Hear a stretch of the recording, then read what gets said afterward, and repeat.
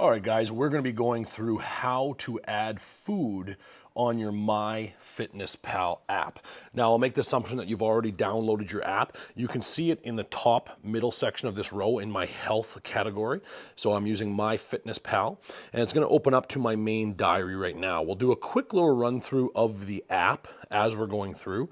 Of course, each one of you guys is going to have to set up your account. It's going to offer you the opportunity to purchase the premium account, which is up to you. You're welcome to do it, but it is by no means necessary for the tools and the things that you have to do over the next few months through Quantum Leap. Now, I do happen to have the professional account because I use it for multiple other things with clients and with my own tracking. You can look up online what some of the features are that come with the professional account. For us, the primary one is the ability to put in specific grams on goals and things like that. Now, for you guys, it's not going to be that important right now, so I would recommend not getting the professional account, but I will leave it up to your guys' discretion on that one. Now, right now, you are not going to worry about goals. So you can see in the top of my meal log right now, I have my goals in the top, says nutrients remaining. So you can see that my goals are set at 250 grams of carbs, 120 grams of fat, and 230 grams of protein with 3,000 calories. Now that is slightly below my maintenance calories, which we're going to get into in more detail in future readings. My calories will range from 3,400 to 3,500 all the way down to 2,500 in a caloric deficit with weight loss, and I'll be traveling through the Quantum Leap with you guys, so there will be periods of time where I will be down to 2,500 calories. Now, I'm going to go to my home screen, the bottom left side of the screen, click on that button, and here you can see I am linked to some friends and different people, clients I work with, but you'll also see your basic feed here. There's always some interesting information here that you guys can play around with and just check out. There's some unique videos in here as well. I'll let you guys peruse that on your own time. But the main things that you're going to want to use inside of MyFitnessPal right now is the diary, which is the little button right beside the home on the bottom tab. So I'm going to click diary. That's back to where I was there. Now within this here, I have mine, the professional account, set up to multiple different meals. Yours guys will look a little bit different. So you can see mine is breakfast at the top, meal 1, meal 2, 3, snacks, WOD, so I put my post-workout stuff there, or my pre-workout things. Anything I'm using for supplementation goes inside my WOD.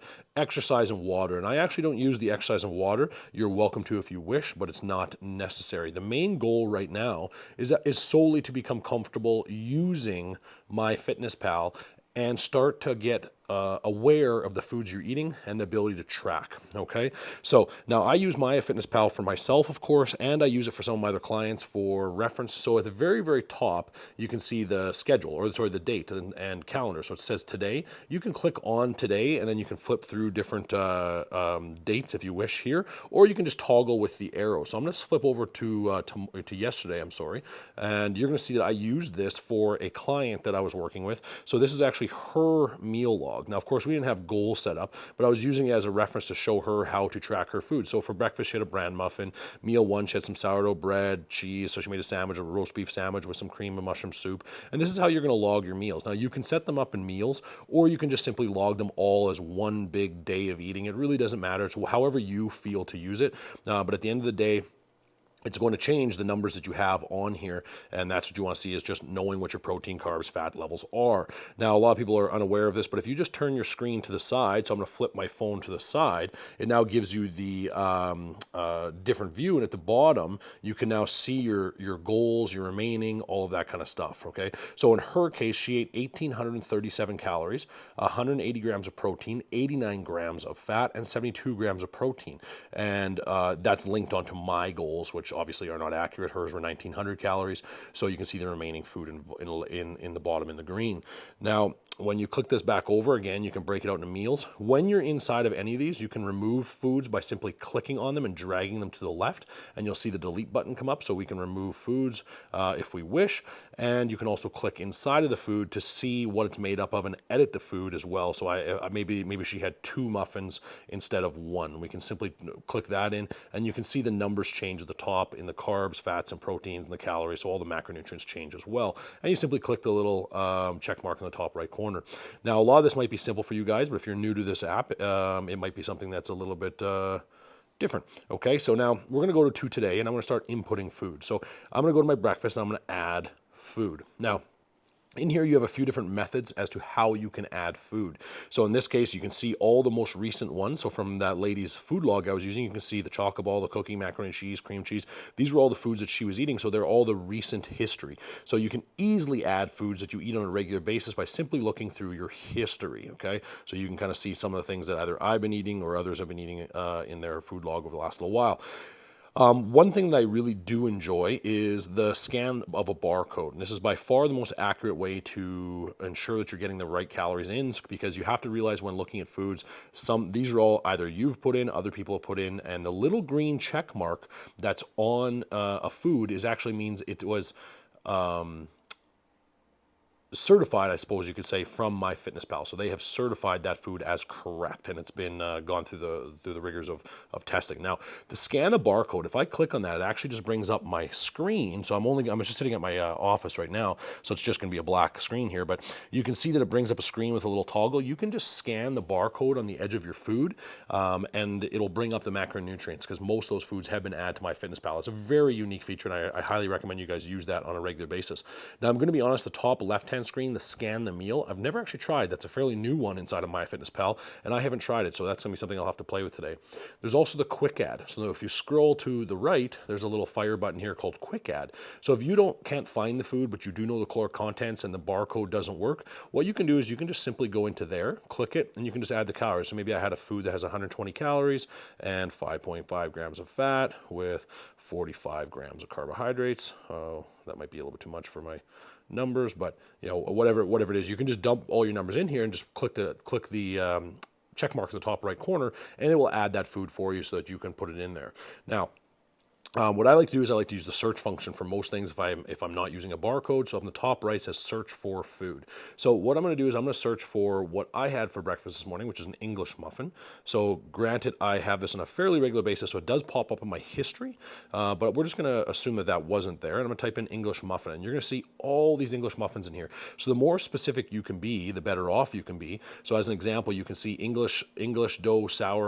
sourdough English muffin. The second one down, it's got a little check mark on it. If you click into that, you'll have to double check, and you want to make sure you double check the calories and the numbers and the macronutrients inside of this, because there might be many brands of sourdough English muffin, but this is one that I use on a regular basis. So it's 24 grams of carbohydrates, 1 gram of fat, 4 grams of protein, and 130 calories.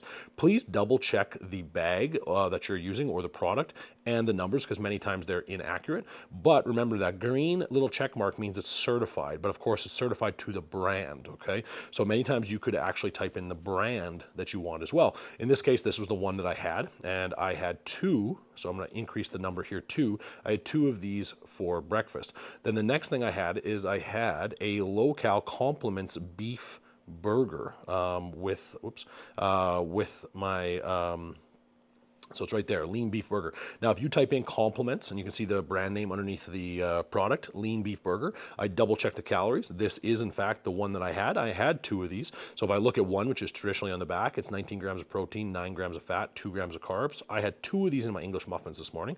So I would click that in there. And then the last thing I had on top of that was eggs. So I had 2 large eggs with it. So I'll change my eggs here. And again, you can scan the barcode on the package of eggs if you like. So at this point, my breakfast is a total of 785 calories, top right-hand corner. My English muffin was 260. My lean burgers were 340. My eggs were 185. And then I had a cup of strawberries on the side as well. So I had strawberries, 1 cup sliced, and you can change this when you're inside here.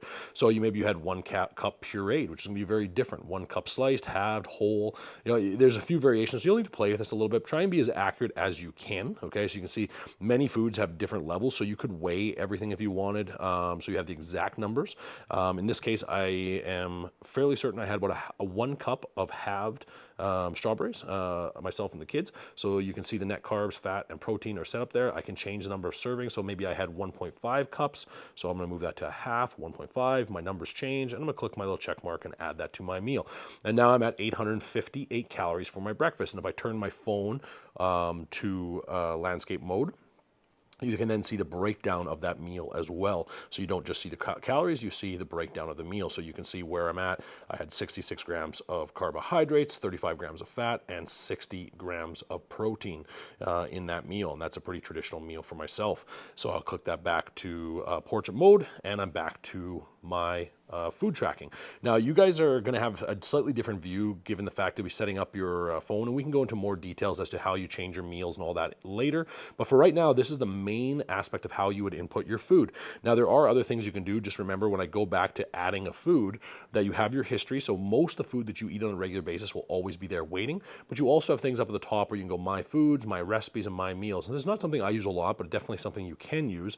So you can see in the past, my foods, I've added a lot of foods that I traditionally eat. So you can see some things that I found were quite unique is I had to create, if you look at the bottom of the screen where it says sausage, moose, deer, beef, and pork. Now, many of you guys know I like to hunt. So I had made sausage last year that was a mixture of moose, deer, pork, and beef. And I had to do a little bit of calculations online and through MyFitnessPal to create the appropriate numbers for the weight. So I had to create that. Same as my moose and beef hamburger, which is a 50-50 blend. I had to create those in MyFitnessPal because they weren't in there previously. And then you can see some other foods that I couldn't find in MyFitnessPal, but I use on a fairly regular basis. So baked rice pudding is one of them I really enjoy, and vanilla protein crepes. So those are foods that I have out of one of my recipe books. I grabbed and I created the macronutrients for them, and then I added them in here. So I always have the ability to go to my foods, find that food easily, and put it in. You can create recipes in here, which obviously I don't use a lot, and my meals. So in the past, I used to use a lot of different regular meals. So as an example, for a while, I used post-workout rice pudding. So if I click on this rice pudding right here, this was a post-workout meal I would use somewhat regularly. So what I did is I made an entire batch of rice pudding, and I knew the variations of how much I could use and how I could break it down. So I put the entire thing in here, and then I would use a certain serving portion of each to be able to add to my meals appropriately. If I go back to all, this is where you're back to your search function, okay? So that's the basics of how to utilize MyFitnessPal. The other thing that you guys are gonna wanna use in here is the little blue plus sign right in the bottom of the screen at the base tab. If you click that, here's where you can simply add kind of a quick add, if you will. And the one thing that you guys will have to do is on the top left-hand corner is add your weight in. So every single day, you're gonna need to add your weight, okay? So this morning, my weight was 141.6. And I would simply add that in, and then you guys are going to keep tracking that on a daily basis. Now, we haven't quite got there yet, but you're welcome to start now, is tracking your body weight on a daily basis after waking, after having a bathroom break, no water or food or anything like that, but after a quick bathroom break, you can jump on the scale. And that's going to be one of the ways that you can monitor your weight loss as we're going. So this is the place that you're going to be doing that, and you will need to submit that in your progress tracker later, which is another video as well. So by all means, feel free to add some questions and comments to this and send us back some information. But this is the basics of how to use MyFitnessPal for recording your food throughout the day and ensuring that you are tracking your calories correctly. I hope that helps, team. Thank you very much, and we'll talk to you soon.